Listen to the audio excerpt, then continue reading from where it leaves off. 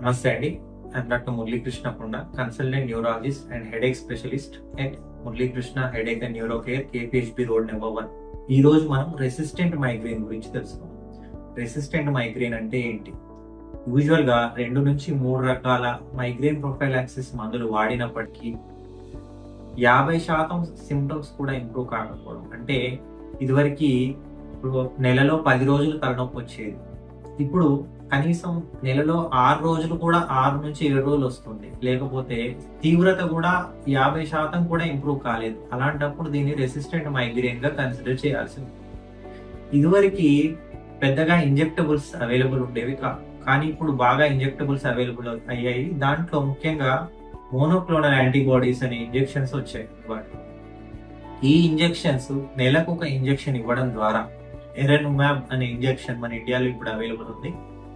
ఈ ఇంజెక్షన్ నెలకు ఒక ఇంజెక్షన్ ఇవ్వడం ద్వారా, ఒక 6 నెలలు ఈ ఇంజెక్షన్ ఇవ్వడం ద్వారా తలనొప్పిని చాలా వరకు తగ్గించవచ్చు.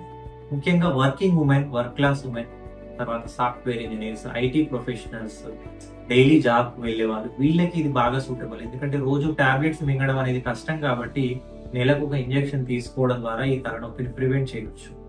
అది కాకుండా ఇంకొక work class women, those who are not willing to take the tablets, అంటే రోజు టాబ్లెట్స్ మింగడం ఇష్టం లేని వాళ్ళకి ఇప్పుడు కొత్తగా డివైజెస్ వచ్చాయి. డివైజెస్ అంటే ఏంటంటే ఒక బెల్ట్ లాగా ఉండేటువంటి న్యూరో మాడ్యులేటరీ ఆబ్జెక్టివ్స్ వచ్చాయి. ఈ ఆబ్జెక్ట్స్ తోని ఇప్పుడు ఒక బెల్ట్ ఈ విధంగా ఇక్కడ మనం వేర్ చేయాలి. రోజు దాదాపు 40 నుంచి 45 నిమిషాలు ఇక్కడ బెల్ట్ పెట్టుకున్నట్లయితే ఇది బ్రెయిన్ కు పంపించే సంకేతాల ద్వారా, బ్రెయిన్ లో ఉండేటువంటి పెయిన్ పాత్వేస్ ని మాడ్యులేట్ చేయడం ద్వారా ఇది తలనొప్పిని తగ్గిస్తుంది.